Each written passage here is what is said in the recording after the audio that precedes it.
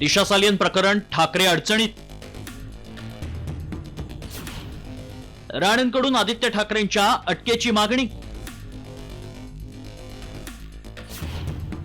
दादा शिंदेंचे आमदार आदित्यच्या पाठीशी. दिशा सालियनची आत्महत्या नाही तर सामूहिक बलात्कार करून हत्या करण्यात आल्याचा दावा करत दिशाच्या वडिलांनी उच्च न्यायालयात याचिका दाखल केली आहे. तर या याचिकेत आदित्य ठाकरेंवर गंभीर आरोप करण्यात आलेत. याचे तीव्र पडसाद विधानसभेत उमटले. तर नितेश राणेंनी थेट आदित्य ठाकरेंच्या अटकेची मागणी केली आहे. सुप्रीम कोर्टचा अध्यक्षमध्ये याच्यामध्ये जजमेंट आहे की अशा पद्धतीच्या बलात्काराचा आरोप जेव्हा होतो तेव्हा संबंधित जे काय ज्यांच्यावर आरोप होतो त्याला तात्काळ अटक करायला लागते मंत्री महोदय, आणि त्याची चौकशी करायला.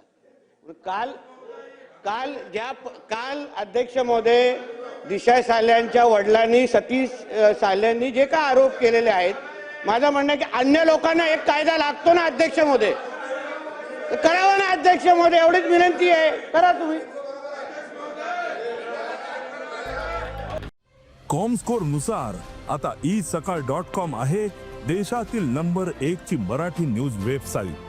प्रत्येक अपडेटसाठी isakal.com ला नक्की भेट द्या. दिशा सालियनच्या वडिलांचे हे आरोप आदित्य ठाकरेंनी फेटाळून लावलेत.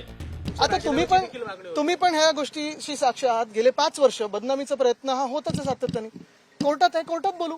पण महत्वाची गोष्ट हीच आहे, मी तुम्हाला वारंवार सांगितलेलं आहे की आम्ही, आणि खास करून आपण पाहिलं असेल माझं ट्विट असेल किंवा आम्ही सगळेच एकत्र आम्ही ह्या सरकारला ह्या एका अधिवेशनामध्ये एक्सपोज केलेलं आहे. फक्त आम्ही नाही तर संघाने पण एक्सपोज केलंय. दुसरीकडे अजित पवारांची राष्ट्रवादी आणि शिंदे सेनेनं मात्र आदित्य ठाकरेंची पाठराखण केली आहे. 5 वर्षापूर्वीचं प्रकरण काढून नाहक कुणाला अडकवू नये अशी भूमिका अजित पवारांच्या राष्ट्रवादीच्या आमदारानं घेतली आहे. 2020चं माझ्या माहितीप्रमाणे प्रकरण आहे आणि आता 2025 आलंय. इतक्या वर्षानंतर परत हे प्रकरण पटलावर कसं आलं?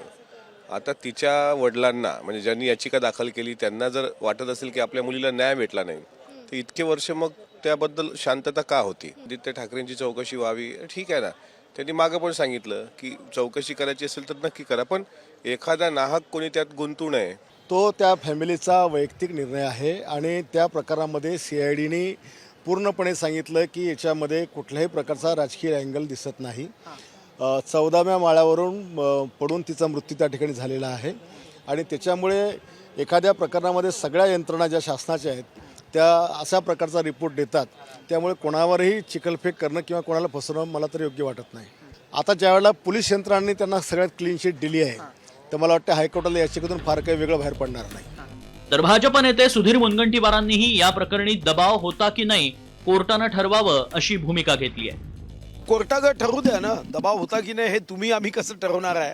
दबाव असेल तर कोर्टाला ही माहिती दिल्या जाईल, फोनची CDR दिला जाईल, याच्या संदर्भात SMS आले असतील SMS दिले जाईल. त्यांचे पुरावे योग्य असतील तर त्यांचे पुरावे ते निश्चित कोर्टात देतील ना, त्याला काही अडचण नाही आहे ना. दिशा सालियन यांच्या पिताश्रींनी मागणीच्या सोबत काही पुरावे दिले असेल तर कोर्ट निश्चितपणे त्यांच्यावर अन्याय होऊ देणार नाही, न्याय देईल. दिशा सालियन मृत्यू प्रकरणावरून आदित्य ठाकरेंना भाजप आणि शिंदे गटानं घेरलंय.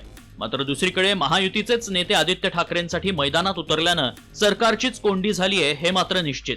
त्यामुळे सरकार आदित्य ठाकरेंना अटक करणार की उच्च न्यायालयाच्या निर्णयाची वाट पाहणार याकडे लक्ष लागलंय. सूरज मसूरकर आणि वैदेही काणेकरसह ब्युरो रिपोर्ट, साम TV.